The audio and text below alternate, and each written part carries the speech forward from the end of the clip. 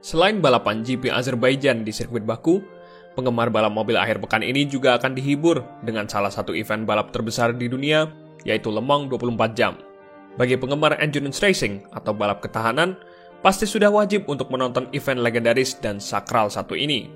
Le Mans 24 Hours, sesuai namanya, pembalap akan memacu mobilnya di sirkuit selama 24 jam non-stop dengan berbagai macam kelas di dalamnya. Tahun ini ada 4 kelas yang dilombakan di Le Mans yang juga jadi bagian dari kalender ajang WEC, yaitu dari kelas tertingginya Le Mans Hypercar atau LMH, lalu di bawahnya ada LMP2, GTE Pro, dan GTE M. Semua kelas tersebut balapan di satu sirkuit dengan total mencapai 60 buah mobil yang akan berlaga dan tiap tim akan memiliki 3 pembalap yang bakal membalap bergantian. Sirkuit yang dipakai sedikit berbeda dari trek Le Mans di MotoGP yang bertempat di sirkuit Bugatti. Yang ini lebih tepatnya seperti versi panjangnya. Le Mans 24 jam digelar di sirkuit yang diberi nama Circuit de la Sarthe yang punya panjang 13,6 km dan didominasi oleh lurusan yang menuntut kekuatan mesin. Dengan trek seperti itu, pernahkah kalian membayangkan bagaimana jadinya kalau mobil F1 dipakai untuk balapan di Le Mans? Sebelum kita berbicara andaikan mobil F1 di Le Mans, mungkin lebih baik kami jelaskan dulu perbedaan antara kedua mobil di ajang yang berbeda ini. Sebagai pembanding yang paling relevan, maka kami akan pakai mobil Toyota Hypercar yang punya spesifikasi mirip dengan mobil F1. Keduanya memiliki konsep yang sama, yaitu menggabungkan internal combustion engine dengan tenaga hybrid dari ERS atau Energy Recovery System. Hanya saja, ada beberapa perbedaan di antara kedua mobil tersebut. Di mobil F1 seperti yang kita tahu, punya tenaga mesin jika ditotal bisa sampai 1000 horsepower. Tapi di Toyota Hypercar, jika ditotal hanya sampai sekitar 938 horsepower, dengan rincian tenaga mesin combustion dibatasi maksimal 670 horsepower dan ERS sebesar 268 horsepower. Penyaluran tenaga antara kedua mobil ini juga berbeda. Mobil F1 semua power diarahkan ke roda belakang dan ERS bisa digunakan tanpa batasan kecepatan. Di Hypercar Toyota, mereka punya sistem penggerak 4 roda dengan tenaga dari mesin combustion sepenuhnya diarahkan ke roda belakang dan ERS akan disalurkan ke kedua roda di depan. Tapi, untuk penggerak roda depan, ERS hanya bisa aktif di atas kecepatan 120 km per jam untuk menghindari keunggulan dalam hal traksi ketimbang mobil hypercar lain yang tidak punya sistem hybrid. Dari segi bodi mobil, keduanya jelas sangat berbeda. Mobil F1 lebih mengutamakan downforce karena lebih sering digunakan di sirkuit yang banyak tikungan, dibandingkan Hypercar Toyota yang terlihat memprioritaskan efisiensi aerodinamika dengan mengurangi drag sekecil mungkin untuk melibas lurusan di sirkuit Le Mans. Berat mobil juga berbeda dengan mobil F1 yang jauh lebih ringan, sekitar 200 kg, ketimbang Hypercar yang bisa mencapai berat 1 ton. Bobotnya yang bongsor serta faktor mesin membuat Hypercar kalah dari segi top speed dari mobil F1 yang bisa mencapai kecepatan lebih dari 330 km per jam dengan kondisi normal tanpa slipstream ataupun DRS di Monza, dibanding Hypercar yang ada di kisaran 315 sampai 319 km per jam dalam kondisi normal. Jadi jika kita lihat dari perbedaan-perbedaan mendasar yang baru saja kita sebutkan, rasanya jelas jika mobil F1 unggul segalanya dari segi power mesin dan kecepatan. Meskipun tentu, hal-hal itu banyak faktornya karena mobil Hypercar lebih diutamakan untuk balap ketahanan dan tentu mesinnya sudah disetting supaya bisa awet 24 jam.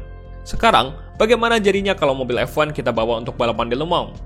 Meskipun untuk saat ini jelas mustahil karena sirkuit Le Mans hanya mengantongi sertifikasi Grade 2 dari FIA dan syarat mutlak balapan F1 itu adalah Grade 1. Tapi, sekedar fantasi saja, mari kita berandai-andai. Tidak perlu sampai 24 jam, tapi jarak normal F1 saja sekitar 305 km atau 20-23 putaran di sirkuit de la Sarthe. Oke, pertama, berapa menit mereka bisa melibas sirkuit sepanjang 13 km ini? Mobil F1 meski cuma rear wheel drive, tapi dengan ban serta downforce yang besar, akselerasinya serta kecepatan di tikungan bisa berkali-kali lebih cepat dari mobil hypercar. Tapi kemungkinan besar, F1 tidak akan bisa push 100% di semua lurusan sirkuit Le Mans karena energi ERS yang terbatas dan tidak didesain untuk tipe sirkuit sepanjang itu. Jadi mungkin sampai di ujung Mulsanne Straight, mobil F1 akan sedikit kehilangan powernya di lurusan. Kalau kami mengira-ngira, catatan waktu F1 di Le Mans paling realistis adalah tembus ke 2 menit 50 detik dan itu sudah cukup untuk membuat rekor baru di sirkuit tersebut.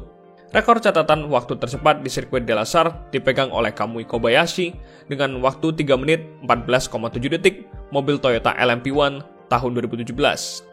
Tapi meskipun lebih cepat secara raihan waktu, bukan berarti F1 otomatis unggul dari hypercar atau mobil spek Le Mans lainnya. Kedua, bagaimana dengan ketahanan mesinnya? Le Mans adalah balapan yang kejam karena hampir 70-80% lap dihabiskan dengan gaspol sampai mentok. Mesin F1 mungkin sebutuh macam penyesuaian atau harus dituning terlebih dahulu untuk mengurangi power mesin supaya bisa tahan dengan lurusan panjang di Le Mans. Jika tidak, maka bagian yang paling mudah rusak adalah gearbox yang sudah pasti akan jebol karena digaspol terus-terusan, dan komponen mesin F1 juga tidak akan tahan dengan penggunaan ekstrim di Le Mans. Bisa-bisa 20 mobil pada DNF gara-gara mesinnya meleduk semua. Kemudian yang ketiga adalah masalah di ban serta suspensi yang harus menghadapi aspal tipikal sirkuit jalanan di sana. Sirkuit de la Sarthe hampir 70%-nya mengambil dari jalan raya dan sangat bergelombang. Suspensi F1 tidak akan tahan dipakai di kontur permukaan seperti itu dan membutuhkan modifikasi khusus untuk melibasnya. Apalagi dengan konsep ground effect seperti saat ini, sudah pasti porpoising akan terjadi di mana-mana dan satu lap saja mungkin pembalap sudah pusing kepalanya. Belum lagi curb di sana cukup kejam dan tinggi-tinggi, seperti di Ford Chicane yang seringkali membuat pembalap melintir. Begitu juga dengan ban Pirelli yang mungkin tidak akan tahan lama di sirkuit sepanjang Le Mans. Lalu keempat, mobil F1 bisa bakal kehabisan bensin sebelum balapan selesai. Meskipun cuma 20 lap saja, tapi dengan lurusan sepanjang itu tentunya akan sangat menguras bahan bakar.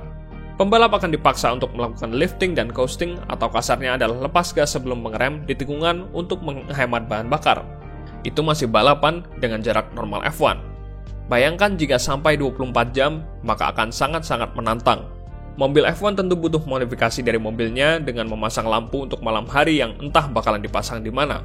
Lalu rem juga harus dirombak karena meskipun cakram dan sistem rem mobil F1 saat ini sudah sangat kuat, tapi mereka tidak didesain untuk kerja keras terus-menerus dan mungkin akan didesain supaya bisa diganti ketika pit stop.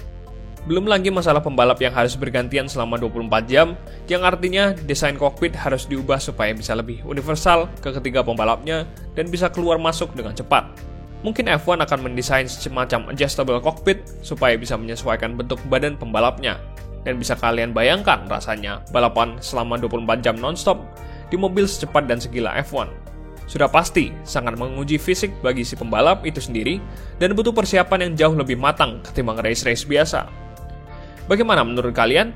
Dengan berbagai modifikasi, bisakah mobil F1 dibawa ke Le Mans dan balapan di sana? Tulis pendapatmu di komentar dan jangan lupa beri like dan subscribe untuk konten F1 lainnya.